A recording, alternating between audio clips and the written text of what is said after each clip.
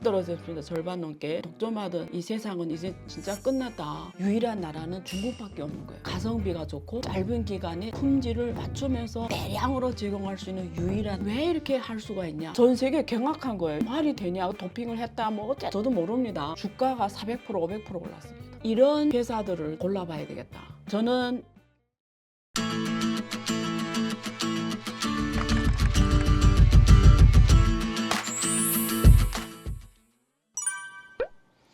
안녕하세요. 안경토 회원 여러분.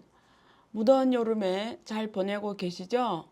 오늘은 지난번에 말씀드린 대로 올림픽 경제 2를 말씀드리겠습니다. 일반인들 가운데는 아마 이거 나하고 무슨 상관이 있을까 이런 생각도 할 것 같은데, 그래도 오늘 얘기 들어보고 싶은 거는 두 가지입니다. 파리에서 올림픽이 열렸지만 실제는 파리에서 돈 번 것이 아니고, 첫 번째는 구글이나 애플 같은 이런 빅테크 기업들이 오히려 돈을 더 많이 벌게 되는, 지금 세상이 그렇게 됐다. 좀 이따 자세히 설명드릴 거고요. 두 번째는 가장 이번 올림픽 특수를 노린 거는 파리가 아니라 중국입니다. 메이드 인 차이나. 아마 많은 언론에서 워낙 많이 다루었기 때문에 보신 분들은 보셨겠지만, 메이드 인 차이나가 왜 이렇게 주목을 받아야 되냐. 왜냐면 미국이 중국을 견제하면서 미국 따라 가장 강력하게 따라가는 국가 중에 하나가 프랑스입니다. 그리고 이태리, 이런 나라들, 영국. 그러면 만약에 이런 냉전 논리로 가면 이번 파리 올림픽에서도 최소화를 했어야 되는 게 맞잖아요. 좀 이따 우리가 데이터로 보겠습니다만, 사실은 이번 파리 올림픽은 중국 제품이 없으면 돌아갈 수 없을 정도로 거의 중국 제품이 홍보 장소가 됐다. 그렇게 보시면 되겠습니다. 자, 하나씩 풀어보도록 할게요. 지난번에 올림픽 경제학이라는 단어를 사용했습니다. 지난번에 말씀드린 요점은 두 가지예요. 올림픽은 워낙 평화, 인권, 평등 이런 어떤 가치 이념을 갖고 전 세계 사람들이 그날만은 모든 종교적 인식, 모든 정치적 관념,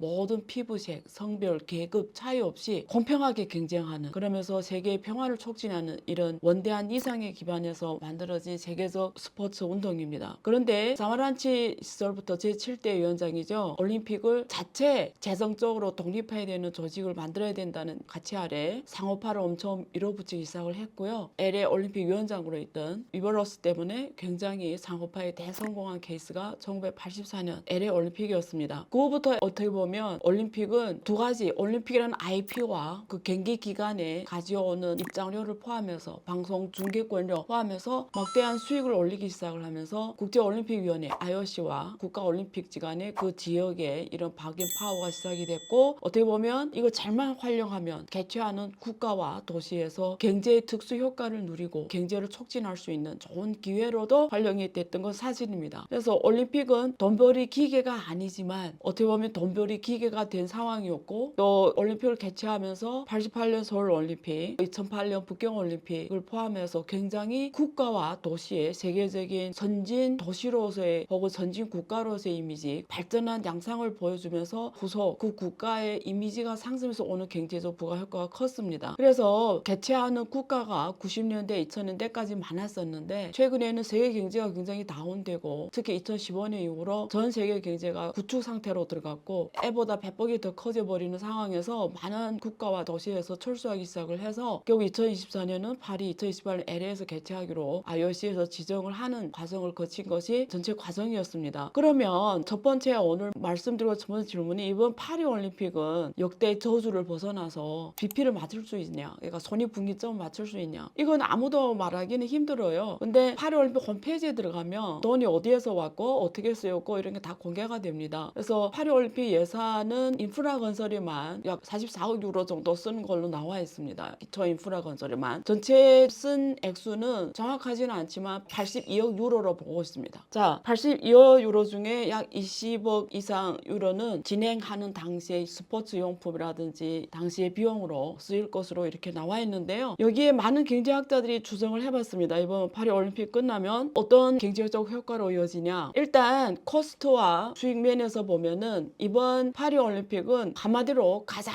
가성비를 추구한 올림픽이라고 보시면 됩니다. 2012년 런던 올림픽 이래 가장 가성비를 추구해서 개최된 올림픽으로 보면 되고요. 모든 비용을 최소화하면서 진행이 됐고 키워드가 친환경이었어요. 파리 시장이 굉장히 친환경과 최소화를 강조하면서 인프라, 특히 체육장 같은 경기장 같은 걸 최소화했습니다. 기존에 있는 걸 다 쓰고 경기장도 하나밖에 구축을 안 해서 전반적으로 계산이 내려오면 티켓 수입 뭐 이런 거 다 합해서 대충 비슷하게 돈을 벌어도 조금 남는, 좋게 보면 손익분기점을 맞출 수 있다 이렇게 보고요. 좀 더 긍정적으로 보면은 앞으로 미래 17년 동안 추가적인 포스트 올림픽 경제 효과라고 합니다. 117억 유로, 미래 한 117억 유로 정도의 여기에 따른 뭐 경제적 후광 효과를 볼 거라 이렇게 경제학자들이 추정을 하는데요. 근데 이렇게 보시면 됩니다. 기존의 문헌들을 보면 경제학 교수들이 이런 대형 스포츠 이벤트 경제학에서 실증 연구를 통해서 과연 그 주최 국가의 어떤 경제적 효과를 가져왔냐를 보면 항상 예상치를 벗어났습니다. 이번 2024 파리 올림픽 코스트가 82억 달러, 앞에서 잘못 말했어요. 82억 달러를 보고 있고요. 앞으로는 손익분기점 대충 맞출 수 있는 걸로 나오는데 경제학자들은 항상 예상을 좀 긍정적으로 하는 면이 있어요. 항상 실제 비용을 집행한 거 보면 예상치를 넘어들거든요. 이번에는 가장 가성비가 좋은 올림픽이라고 했음에도 불구하고 앞으로 어떻게 계산이 나와서 공개될지는 모르겠습니다. 근데 대충 맞추는 걸로 보고요. 포스트 올림픽 경제효과 111억 유로로 지금 나오고 있는 상황입니다. 그러면 앞으로 17년 동안 프랑스의 경제가 성장하는 걸로 긍정적으로 보고 있습니다만 과거 다른 나라 사례를 한번 볼게요. 그런 효과가 진짜 올까? 1964년 동경올림픽은 일본 역사에서 어쩌면 가장 중요한 올림픽이었고요. 일본의 경제가 고속도로 성장하는 어떤 시발점 역할을 했습니다. 88년 서울올림픽도 전 세계 한국을 알리고 또 한국 경제가 OECD에 가입될 정도로 굉장히 고속성장이 이끄는 주력 역할도 또 했어요. 그래서 1964년 동계올림픽 때 전해와 개최 그 해에 모두 경제 GDP 성장률이 10% 넘었습니다. 동계올림픽 때 1963년도 일본은 10.5% 경제 성장, 1964년 개최 당시에 13.1% 경제 성장을 이뤘습니다. 근데 개최되고 나서 포스트 올림픽 이후에 1년은 그 다음 해를 말하는 거예요. 끝나고 경제 성장률이 한 자리로 떨어집니다. 5.2%. 그래서 포스트 올림픽 경제 효과는 오히려 안 좋게 나오는 걸로 나와요.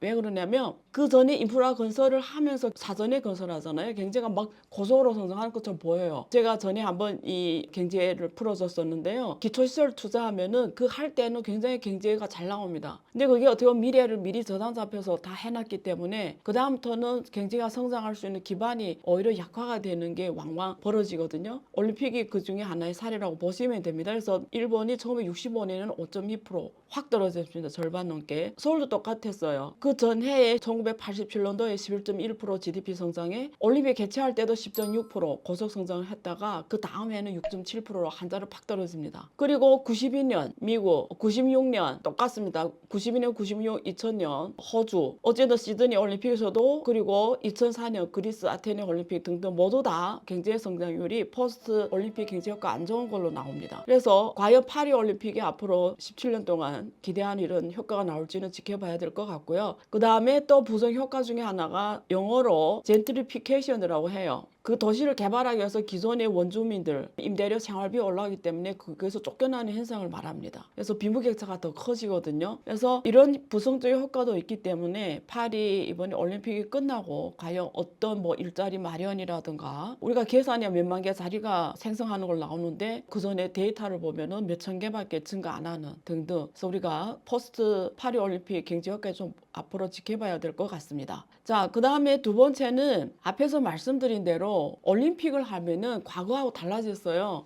지난번에 말씀드린 것처럼 네이버에 있는 프리미엄 콘텐츠에도 자세히 적은 것처럼 1936년 독일 베를린 올림픽에서는 가장 먼저 TV로 중계를 시작을 했다고 말씀드렸고요. 1960년 로마에서 가장 먼저 인공위성으로 올림픽을 중계하는 시작이 됐고요. 1960년 동경 올림픽은 칼라 TV로 전 세계 가장 먼저 중계가 됐습니다. 그리고 1972년 독일에서 열린 올림픽에서는 국제 TV 방송 방송 개통을 통해서 전 세계에 또 중계가 됐고요. 88년 서울 올림픽부터는 톱 프로그램이라고 해가지고 기업 협찬을 통한 각 산업별로 한 개 기업만 협찬할 수 있게 하는 위버러스의 이런 상업화 전략이 정식으로 도입이 돼서 국제 IOC에서 운영한 첫 번째 올림픽이라고 보면, 이번에 파리 올림픽은 기술 면에서 제가 말씀드리는 거예요. 뭐가 가장 먼저 도입이 됐냐면, 세상이 이전엔 온라인으로 가버렸잖아요. 그리고 인터넷이 전 세계 가장 인프라 통신 시설로 됐고, 지금은 또 메타버스 시대로 가면서 이제는 전반적 클라우드 시대입니다. 클라우드 세상이 왔어요. 그래서 이번에 파리 올림픽에서 사용한, 그러니까 선수들한테도 그렇고 우리 보는 사람들한테도 그렇고 중계 중에 가장 눈에 띄는 게 뭐냐면 클라우드 올림픽 중계를 처음으로 도입을 했어요. 경기 중에 비디오 판독하거나 선수들이 경기가 끝나서 이렇게 지나가다가 기자들 앞에서 답변하는 서 있는 그 무대 같은 것도 다 알리바바의 클라우드 기술을 도입을 해서 중계 방송했습니다. 그래서 이번 파리 올림픽은 기술적으로 전 세계의 클라우드 통신 서비스를 통해서 방송한 사례라고 보시면 됩니다. 이런 올림픽 같은 대형 스포츠 운동이 시작이 되면요, 구글이라든가 애플이라든가 삼성전자라든가 클라우드 서비스를 제공하는 알리바바 같은 이런 빅테크 기업들이 가장 1차적으로 혜택을 봅니다. 왜냐면 검색을 많이 할 거잖아요. 거기에 따른 광고 수익이 폭발적으로 늘어날 거고요. 알리바바는 자기의 기술을 올림픽에 바로 적용함으로써 전 세계에 우수한 클라우드 기술을 홍보하는 효과이기 때문에 거기에 따른 또 베네핏도 엄청 크고요. 삼성전자 같은 경우에는 오래된 올림픽 협찬 기업 회사로서 이번에 선수들 나눠준 폰이 삼성폰입니다. 그래서 그런 면에서 굉장히 홍보 효과와 매출 효과도 많이 만들어낼 수 있었던 거고요. 그래서 빅테크 기업들이 가장 1차적으로 혜택을 보신다고 보시면 되고요. 두 번째는 메이드 인 차이나 제품들입니다. 이번에 올림픽의 가장 큰 특징은 중국 제품의 대대적인 사용입니다. 사실 중국 제품은 전 세계에서 차지하는 시장 점유율이 가장 커요. 이번 올림픽이 아니더라도 스포츠 용품 시장에서 중국 제품이 차지하는 비중이 종래로 제일 큽니다. 한번 데이터를 말씀드리면 2020년 세계 수출의 43%를 중국 제품이 차지를 합니다. 전 세계에서 가장 많이 수출하는 국가가 바로 중국이고요. 전 세계에서 스포츠 용품을 가장 많이 수입하는 국가가 또 미국입니다. 전 세계 스포츠 용품 수입의 31%를 수입을 하고요. 유럽은 22% 수입하는 데요. 일본, 영국 각각 6%입니다. 근데 대부분 다 중국에서 수입을 해요. 미국 정치계 바이든 포함해서 트럼프를 포함해서 디커플링 외치지만 이거는 굉장히 어렵다라는 걸 방증한 역사적인 장소가 파리 올림픽이라는 거를 보여줍니다. 그래서 어떤 게 씌었냐를 말씀드릴게요. 그래서 많은 사람들이 메이드 인 차이나는 앞으로 4년 더 간다. 메이드 인 차이나는 죽지 않았다. 이런 인식을 각인시킨 게 이번 파리 올림픽이라고 보시면 되고요. 자, 일단은 이번에 올림픽에서 가장 많이 쓰였던 제품들을 제가 한번 쭉 말씀드릴게요. 자, 우선 올림픽 개막식에서 여러분들이 개막식을 보셨는지 모르겠는데요. 오륜환이 그려지는 그것이 드론을 통해서 완성을 합니다. 에펠탑 상공에 띄운 그 드론이 중국에서 다 공급을 했습니다. 중국은 세계 드론 시장의 80~90%를 합니다. 가장 유명한 기업이 DJI잖아요. 이번 드론은 완전 중국 제품만 주로 썼습니다. 그래서 이번 올림픽에 사용할 모든 드론은 중국 제품을 썼고요. 두 번째는 탁구. 거기 뭐 탁구 관련 모든 제품, 탁구공 포함해서 탁구판 포함해서 모든 것들이 중국 제품을 썼습니다. 그 다음에 이걸 뭐라고 하지?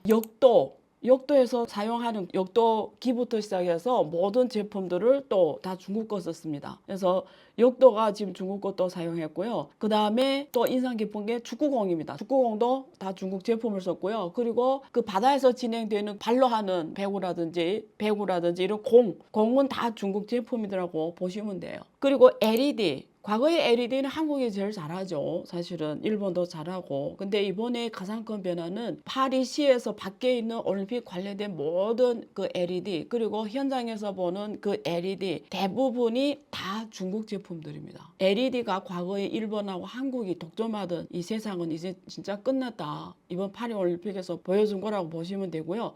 그 다음에 대형 스포츠 이벤트다 보니까 안전검사를 하잖아요. 다 중국 제품들입니다. 이런 모든 보안부터 시작을 해서 스포츠 용품 포함해서 심지어 그 파리올 마스코트 그것도 80에서 90%까지 중국에서 생산했습니다. 거기에 뭐 한 10%좀 넘는 것이 프랑스 기업들이 제조를 했는데 그것마저도 너무 현지 기업들이 들고 일어나서 통계마다 좀 다릅니다. 80% 중국 거 썼다는 데 있고 90% 썼다는 데 있고요. 조금 달라서 그냥 한 10% 이상이 메이드 인 프랑스, 프랑스 제조 기업 거 썼는데 그거는 너무 많은 기업들이 들고 일어나서 그렇게 썼다고 합니다. 근데 왜 그러면 이렇게 많은 제품들을 메이드 인 차이나를 했냐? 두 가지 원인이에요. 하나는 이번 파리 올림픽이 두 가지를 가장 중심에 놨다고 했잖아요. 하나는 가성비가 가장 싸게 모든 그 지출 비용을 전략하는 거잖아. 예산을 작게 잡고 제품 단가를 맞출 수 있는 중국밖에 없는 거예요.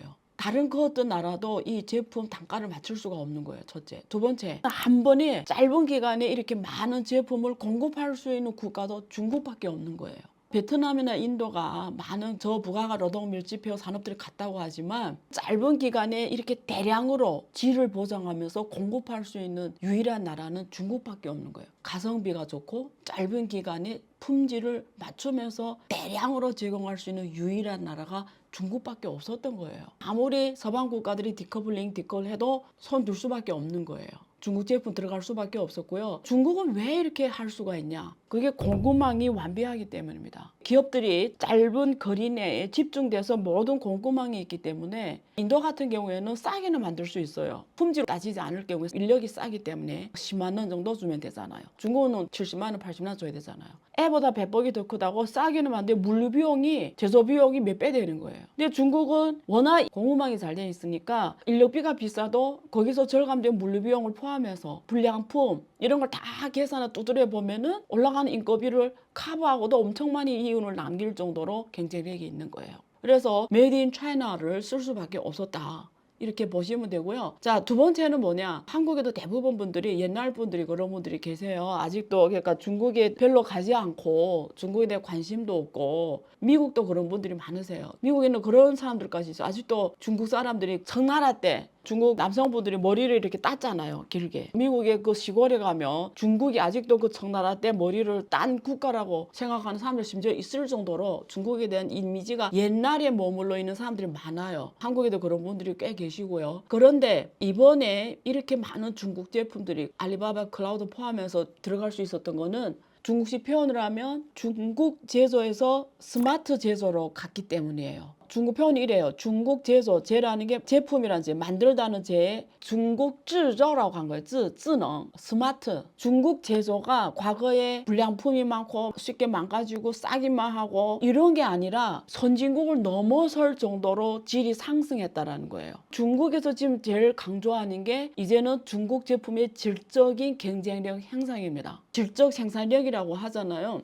시진핑이 가장 강조하는 거죠. 그래서 이제는 제품을 세계 최고로 만들겠다라는 거죠. 그리고 미국이 중국에 대한 디커플링을 선언하면서 중국 기업들은 이제는 경쟁력으로 뚫고 나갈 수밖에 없는 거예요. 서방의 제재를. 기술적인 투자를 엄청 하는 거예요. 기술적인 개발을 엄청 하는 거예요. 그래서 이번에 그 탁구라든지 축구공 모든 공 안에는 칩이 들어가 있어요. 옛날에 그런 공이 아니라 축구공 안에 칩이 들어간 거예요. 그 칩이 어떤 역할을 하냐? 선수가 찼을 때 발에 맞췄냐? 어떤 각도로 찼냐? 뭐 위반이냐? 선 넘었냐? 스마트한 모든 판단을 다 해주는 거예요. 근데 이런 IoT 제품을 가장 잘 만든 나라가 중국입니다. 중국은 전기자동차가 세계 수출 1위를 할 수 있었던 것도 그게 다 사실은 IoT예요. AI, IoT 이런 기술들이 세계 최고인 겁니다. 이번에 모든 스포츠 용품이 다 IoT 제품이에요. 그리고 이번에 여러분들이 보셨는지 모르겠는데 중국이 수영이 미국을 이겼잖아요. 역사에 있을 수 없는 일이에요. 아시아가 원래 수영에 약하고 특히 수영은 미국이 거의 독점하는 세상에서 이번 수영이 중국이 금메달을 따갔습니다. 한 명만 잘하는 게 아니라 중국 수영 선수들이 몇 명이 다 잘하는 모습을 보여줬거든요. 전 세계에 경악한 거예요. 이 말이 되냐? 그래서 막 뭐 도핑을 했다 뭐 어쨌다 하면 막 서방 국가들이 중국 선수를 엄청 비난하고 언젠가는 발각될 거다 모르죠. 했을 수도 있고 저도 모릅니다. 근데 제가 말씀드린 포인트는 중국 선수들이 어떻게 연습을 하냐면 딱 데이터를 읽습니다. 이 수영 선수가 연습할 때 다 IoT를 적용해요. 그리고 거기에 빅데이터화를 해서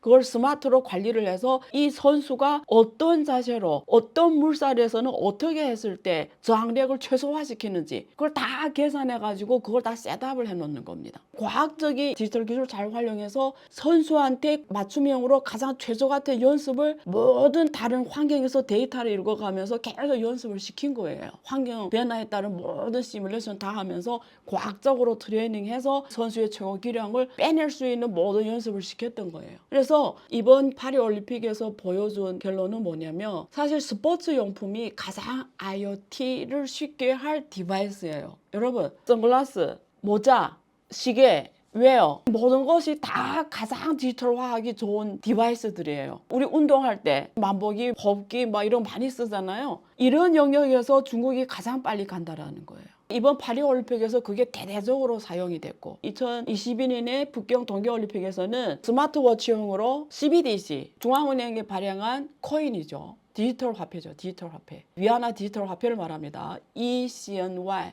DCEP, 보통 우리가 CBDC, 한국도 지금 CBDC 하고 있어. 중앙은행에서 발행한 법정화폐인데 가상화폐식으로 발행하는 걸 말합니다. 자, 그래서 최초로 중국이 제일 먼저 동계올림픽에서 국제 선수들이 쓰게끔 한번 사용했잖아. 유일한 국가고. 그래서 이런 것들이 이번 파리올림픽에서 많이 보여줬다고 보시면 됩니다. 결론은 뭐냐? 저는 이런 말씀을 드리고 싶어요. 파리올림픽이 많은 그 우스꽝스러운 실패 사례도 많이 나왔어요. 이번에 올림픽 메달, 금메달도 며칠 만에 다 그 색깔이 벗겨져 가지고 십몇 년 전에 그 메달처럼 완전히 망신살 입었죠. 교환해 준대요. 파리 국제올림픽위원회에서. 근데 이런 거는 되게 웃기잖아요. 그 메달에는 금이 6g이 들어가 있어요. 계산으로 하면은 약 원화로 한 140만 이상이 해요. 147만 원 정도 해요. 그 금메달 가격이. 은메달, 동메달은 없습니다. 근데 그게 다 색깔이 벗어졌다라는 거는 파리 조폐국에서 만들었다고 하는데 그런 거 보면은 서방 국가 하면 선진국이잖아요. 선진국 뭐 다 잘한다, 뭐나 다 좋다, 확실하다 이런 이미지가 지금 붕괴가 되고 우리가 보기에 맨날 불량품 만들고 맨날 가짜를 만들고 맨날 안 좋았던 이런 중국이 품질로 세계 시장을 공략하는 모습을 보여준 게 이번 파리 올림픽이었다. 그래서 경기는 파리에서 이루어졌지만 오히려 혜택, 떡은 중국이 가져갔고 세계적 흐름에 맞는 비즈니스하는 빅테크 기업들이 그 과실을 가져갔다. 그래서 실제적인 포스트 파리 올림픽 이코노미 효과는 어느 정도일까? 그렇게 긍정적으로 저는 보지 않습니다. 앞에서 제가 실제 연구를 보여준 것처럼 이번 올림픽을 통해서 시대적 흐름을 한 번 더 읽을 수 있었다. 저는 이 말씀을 드리고 싶습니다. 여러분, 중국 주식이 지금 엄청 형편없는 거 아시죠? 막 2,900이 무너지고 전 세계 미국 주식 작년에 고행진하고 올해 상반기도 고행진을 중국 주식이 계속 떨어졌어요. 전 세계에서 가장 주식의 엉망이 계속 떨어져서 근데 이번에 중국 스포츠 용품 제조사들은 주가가 400% 500% 올랐습니다. 메인 주가 지수하고 다르게 갔어요. 그래서 저는 이번에 이런 생각 들었어요. 이번 계기를 통해서 중국의 이런 회사들을 좀 골라봐야 되겠다. 그래서 배당도 좀 꾸준히 하고 그 기술 개발도 꾸준히 하는 이런 좋은 기업들을 좀 골라봐야 되겠다 이 생각을 했어요. 왜냐면 중국 자체의 이런 경쟁력을 앞으로 상당 기간 동안 다른 나라들은 따라올 수가 없습니다. 이거 내가 결심해서 하겠다 해서 할 수 있는 부분이 아니에요. 그래서 이런 기업들을 좀 지켜봐야 되겠다. 그래서 제가 리스트도 스스로 만들어 놓고 이랬어요. 리서치 좀 하게. 여러분들도 오늘 말씀도 두 가지 기억했으면 좋겠어요. 이제 IoT 세상이 왔음을 거기 중심에 중국 제품이 있었다는 걸 그리고 앞으로 이런 흐름을 따라가지 않을 경우에는 기존의 왕자들도 무너진다라는 거를. 이번에 코카콜라가 미국의 가장 상징적인 올림픽 협찬 기업이었잖아요. 이번에 TOP 파트너로 유일한 우유, 중국의 멍류가 들어갔어요. 멍류. 이게 이번에 가장 인상 깊은 내용이에요. 과거 코카콜라 올림픽이란 말 들었을 정도로 올림픽이 있었다며 이제는 중국 기업들도 유일한 파트너로서 대표적 자리에 올라왔다는 걸 볼 수가 있습니다. 이런 흐름에 주목하시고요. 다음에도 또 다른 새로운 내용으로 인사드리도록 하겠습니다. 항상 봐주셔서 감사하고요. 구독과 좋아요를 눌러주세요. 감사합니다.